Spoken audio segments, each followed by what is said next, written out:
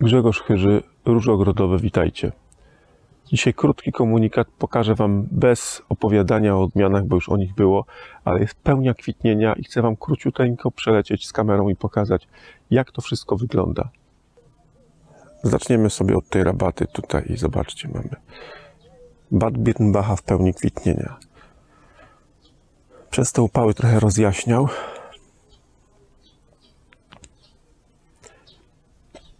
Za nim Innocencja, też pełnia kwitnienia. Jeszcze dalej róże pienne Kubana, te pomarańczowe. I jeszcze dalej Sommerabend. -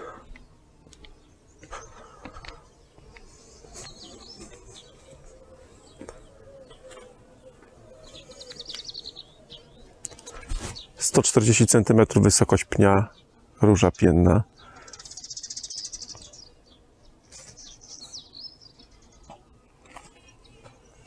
O pędach zwisających, zobaczcie, do samej ziemi. Do samej ziemi.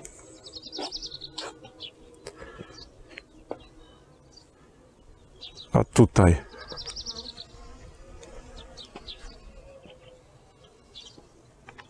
Sweet Haze. Zwróćcie uwagę na ten fantastyczny kolor i na owady.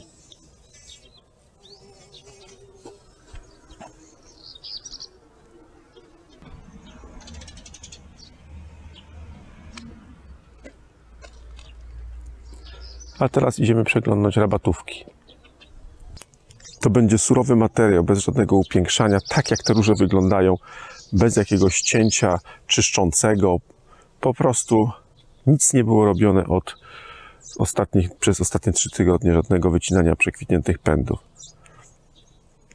No i mamy Gartenfreud,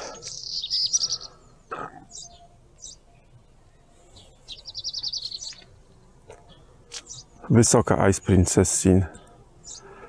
Wcześniej, jak ją pokazywałem, to jeszcze prawie że nie kwitła. Teraz mamy pełnię kwitnienia i to charakterystyczne przebarwianie się kwiatów.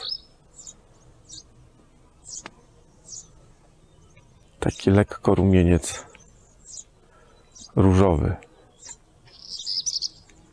Ta róża, która zaczęła najwcześniej kwitnąć, czyli Country Girl.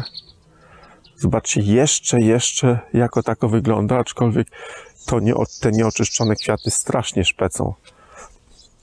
I to jest pierwsza róża do wyczyszczenia, do przycięcia. Ja ten filmik dlatego też kręcę, bo nie pamiętam, żeby tak się zdarzyło, żeby te wszystkie odmiany zakwitły, można powiedzieć, prawie że w jednym czasie. Zawsze było tak, że te najwcześniej kwitnące odmiany już były przycięte i dopiero wtedy zakwitały te później kwitnące, jak Pomponella czy Ice Princessin.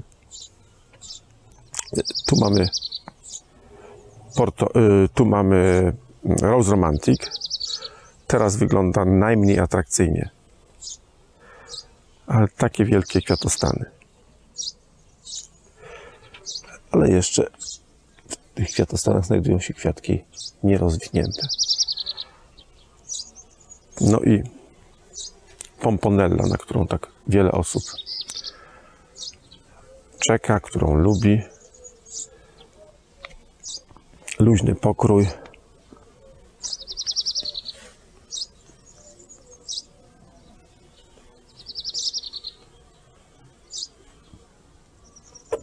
No i ten kształt charakterystyczny kwiatów. Kuleczki.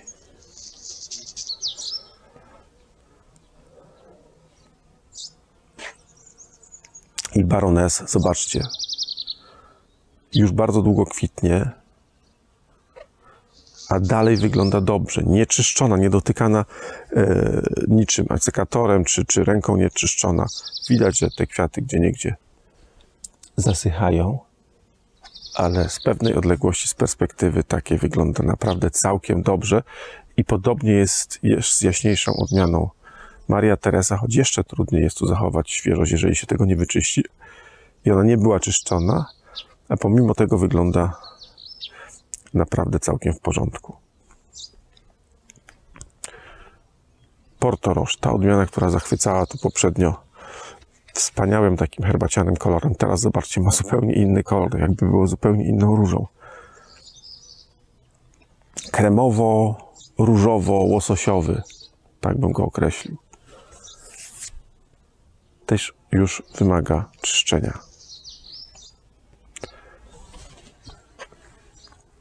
Queen of Hearts.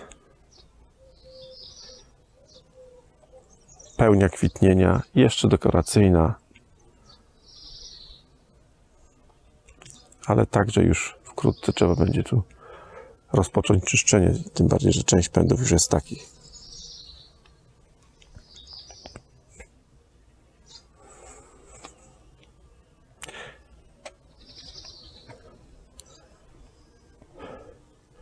Szonek Oblędzerin teraz rozpoczyna kwitnienie.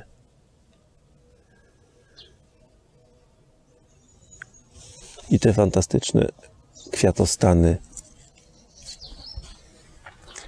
Kwitnie tutaj bardzo późno, dlatego że to jest późna odmiana i jednocześnie była bardzo nisko przycięta i takie niskie przycięcie też opóźnia kwitnienie.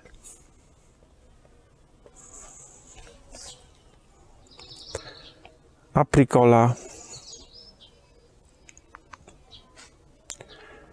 też to już jest taka pełnia kwitnienia. Można powiedzieć, że już prawie jest końcówka kwitnienia.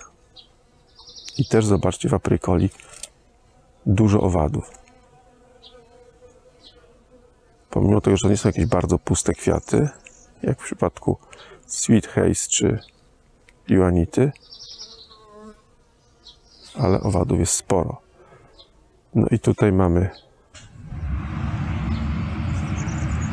Black Forest Rose. I taka forma jest w sam raz, moim zdaniem nie za duża roślina, a w miarę zwarty charakter, szeroka, bardzo obficie kwitnąca.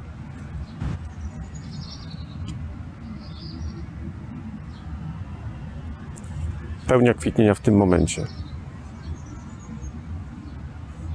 No i teraz najbardziej okazale moim zdaniem wygląda Sirius. Zobaczcie.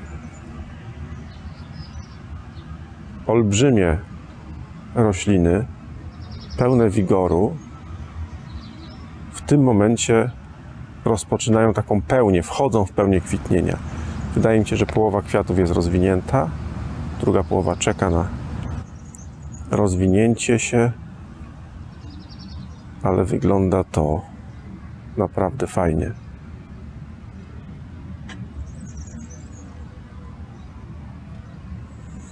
I ten kolor taki kremowo-biało, lekko różowawy. W tym momencie więcej kremowo-białego koloru. Tego różu jest jeszcze mało.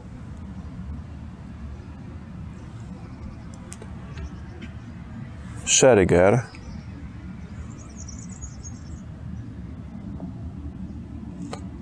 Pamiętajcie, że jest to roślina raczej wyższa niż w tym momencie wygląda, o czym świadczą te później wyrastające kwiatostany, jeszcze nie rozwinięte. Kwiat duży, bardzo odporny na szczególnie na deszcz. Troszkę na słońcu jaśnieje, ale niewiele.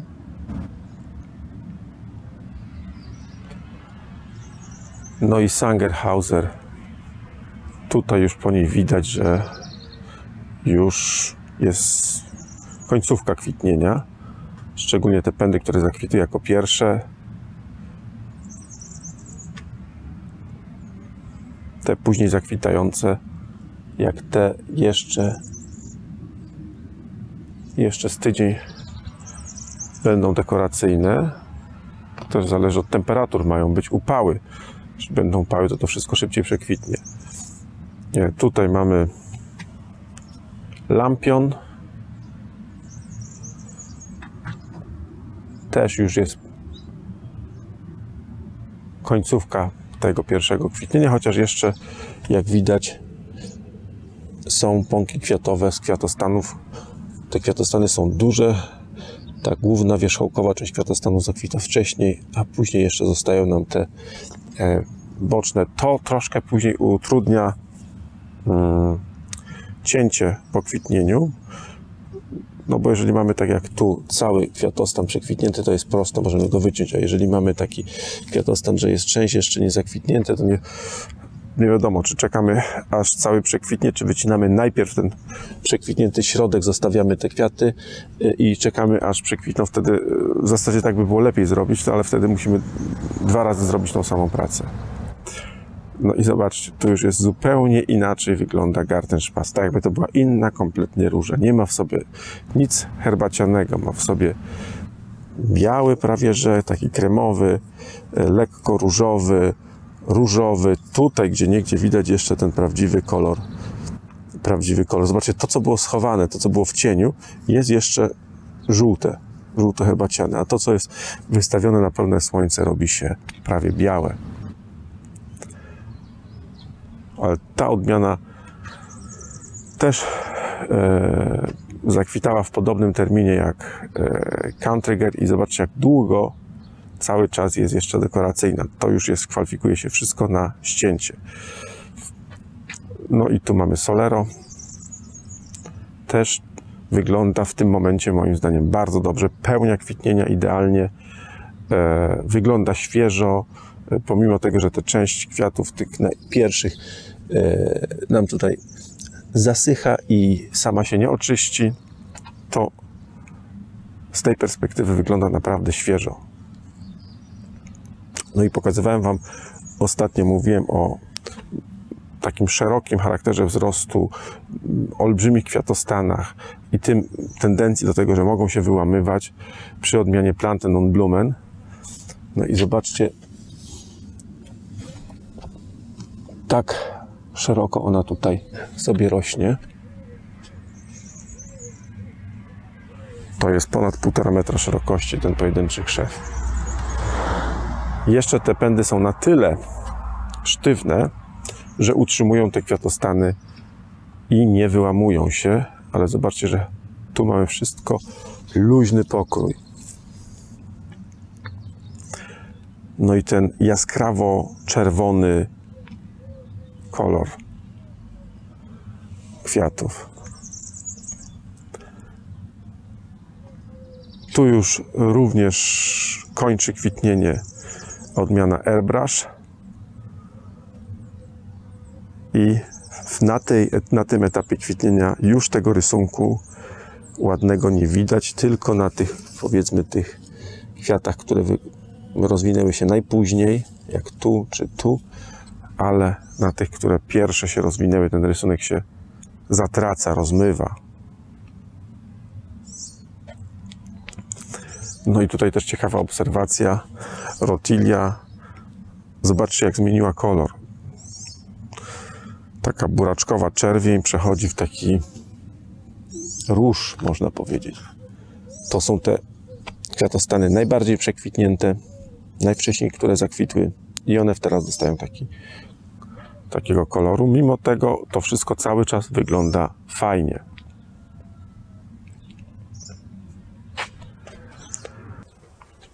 Ta Juanita jeszcze nigdy tak pięknie nie wyglądała. Ona miała swój urok, jak była mniejszą rośliną, ale teraz tu na tym zakolu, no moim zdaniem wkomponowała się idealnie.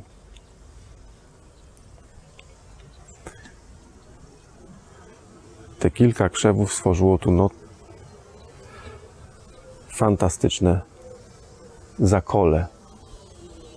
No i zwróćcie uwagę na ten dźwięk. Ilość owadów przy tej odmianie jest zawsze największa. Jest olbrzymia. Coś niebywałego.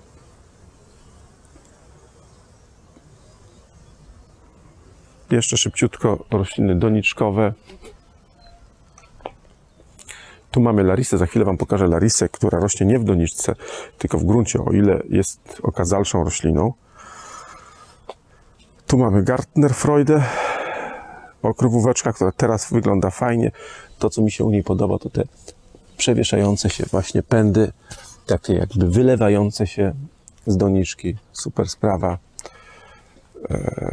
Tu mamy Maynafoje. On już skończył kwitnienie. Matador. Teraz pełnia kwitnienia. Też bardzo przyjemny kształt do doniczki, tak? Tu mamy Gartenfreud.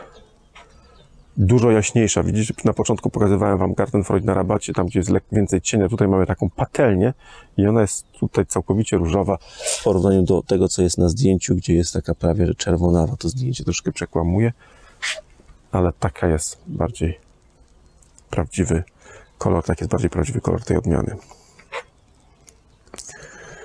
Garden of Roses.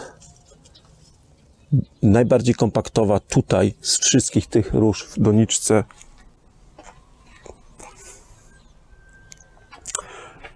I Novalis, to miejsce ewidentnie nie służy Novalisowi, dlatego że szybko robi się taki przypalony przez słońce, ale na początku do pełnego rozwinięcia się kwiatów kwiaty wyglądają jeszcze dobrze. Później robią się już takie przypalone na takiej patelni.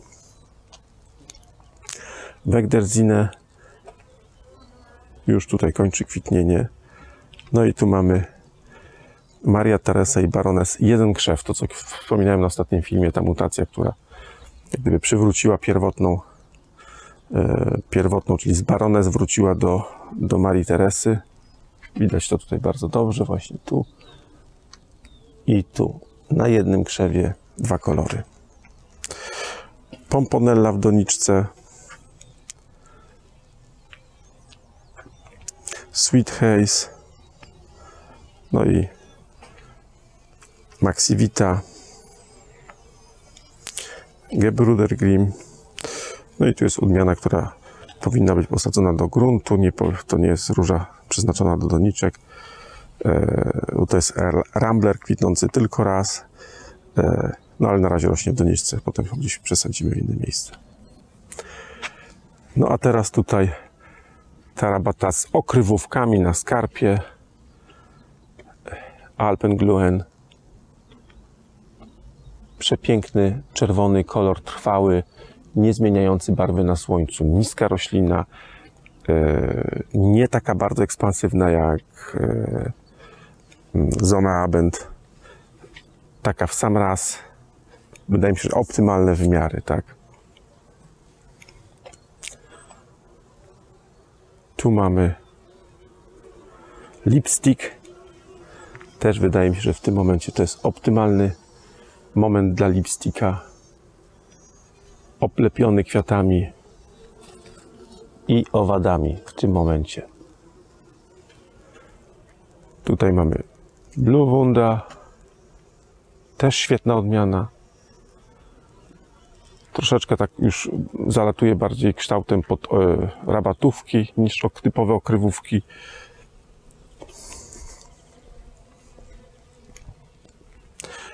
Tutaj tam gdzieś różowy Purple Rain nam się gdzieś tam kilka krzewów chowa. Schneekonigin już pomału będzie kończyć kwitnienie. Amber Sun też pomarańczowy, tutaj kilka krzewów, niewiele. Skończył kwitnienie. W tym momencie skończył już tutaj kwitnienie. Wyleciało mi z głowy. Zaraz sobie przypomnę nazwę. Pusty, bardzo ładny. Dolomiti. Skończyło kwitnienie. Tu Wegderzine. Mirato. Zaczyna. Mirato jest bardzo późne. Sweet Haze.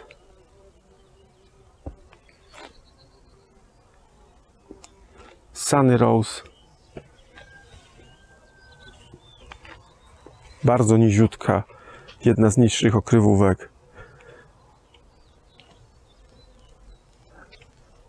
I zobaczcie, Knirps dopiero gdzieś tam pojedyncze pierwsze kwiaty zaczynają zakwitać i on tutaj będzie zakwitał najpóźniej, ale fajny, zwarty taki kobierzec tworzy niski, gęsty. To też fajna sprawa. No i tutaj okrywówek, ciąg dalszy, sztadrom. Też rzadko się zdarza taka sytuacja, żeby sztadrom zakwitł. To nie jest jeszcze nawet jego połowa kwitnienia, ale już zakwitł na tyle, że jest dekoracyjny i jednocześnie kwitnie w tym samym czasie Maxi Vita. Przeważnie było tak, że Maxi Vita już skończyła kwitnienie i dopiero zakwitał sztadrom. W tym momencie mamy taki fajny efekt, że kwitną obie równocześnie.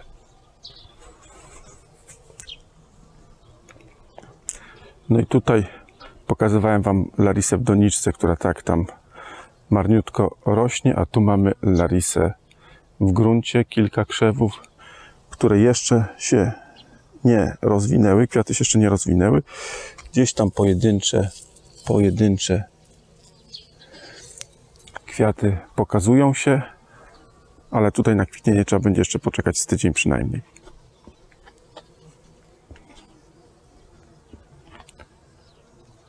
I tutaj też przy odmianie sztadrom mnóstwo owadów. Słyszycie ten rój.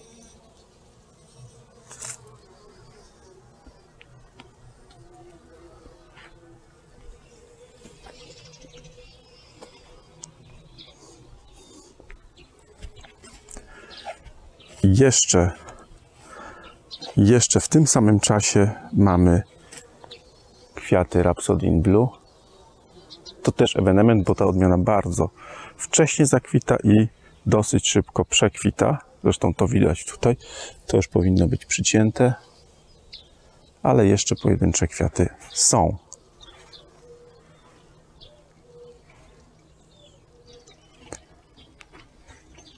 Przejdziemy sobie za chwilę do tych miniatur. Tam w zasadzie kwitną jeszcze tylko dwie, ale zobaczcie to. Bardzo lubię tą różę pnącą, która tutaj rośnie troszeczkę tak jak parkowa. Mieliśmy zrobić podpory pod te najmocniejsze pędy, ale tak zeszło, że tego jeszcze nie zrobiliśmy, a róża zdążyła nam zakwitnąć.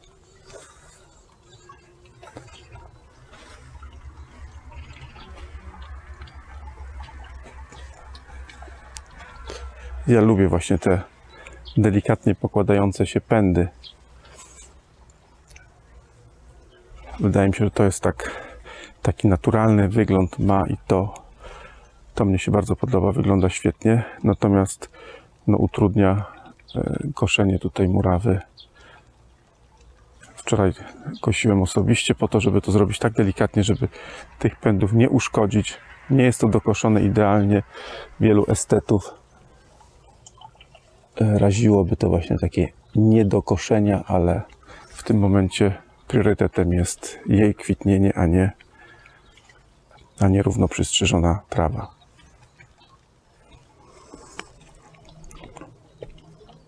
No i tutaj mamy właśnie Bienenweide Rosa. To, co mnie zaskakuje, to jest to roślina bardzo mocno rosnąca, o największej sile wzrostu z tych wszystkich, z tej grupy miododajnych, a na razie są marnie malutkie te krzaczki. Tutaj coś musi tu być nie tak z tym podłożem. Znaczy, ja wiem, co jest nie tak, ale nie wiedziałem, że aż tak mocno to wpłynie na ten wzrost. W zeszłym roku były tu duże krzewy, a w tym roku takie małe. Zobaczcie, to podłoże jest. Tu jest i sucho, i zbita gleba. Tak nie powinno być. To powinno być i porządnie podlane. Myśmy tych roślin w ogóle nie podlewali jeszcze. I potem spulchnione, zmotyczone, żeby raz po pierwsze zatrzymać tą wilgoć w głębszych warstwach podłoża, a częściowo tą górną warstwę napowietrzyć, choćby tą górną. Tutaj kończy już kwitnienie Bienenweide-Weiß i pozostałe róże z tej grupy już przekwitły. Tam jeszcze gelb na końcu delikatnie kwitnie.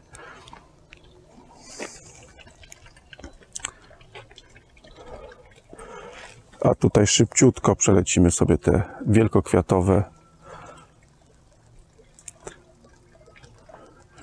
Tu odmiana Comeback, Memoir,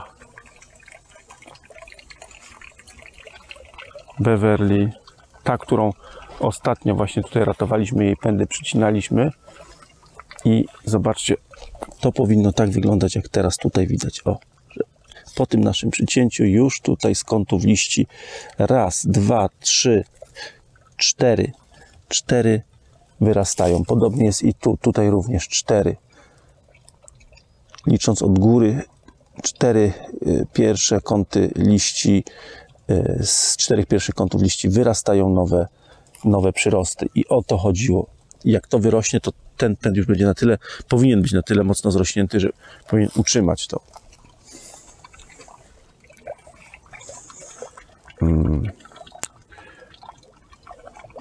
Tu mamy, tam jest akwarel dalej, a tutaj mamy Augusta Louise. Augusta Louise, piano, akwarel, Sherry Lady,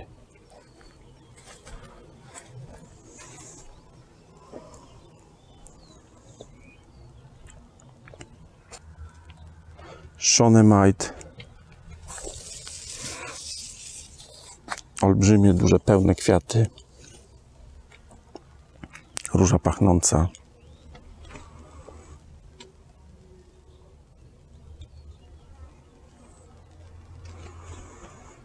cały czas jeszcze kwitnie Lupo.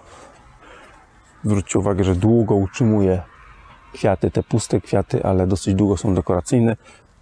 Za tydzień to już będzie się kwalifikowało do przycięcia. Iconic naprawdę już nie wygląda dobrze. I to, co wspominałem ostatnio na filmie, róża Tequila, moim zdaniem bardzo dobra odmiana, mało popularna, a warta tego, żeby poświęcić jej więcej uwagi, bo bardzo zdrowa, bardzo dobrze rośnie, bardzo ładny kolor i bardzo długie kwitnienie. A tu mamy Bessie,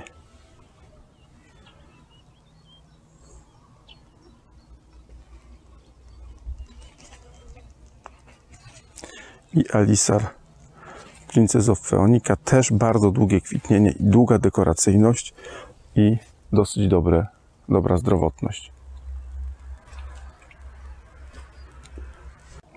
Na dzisiaj to tyle.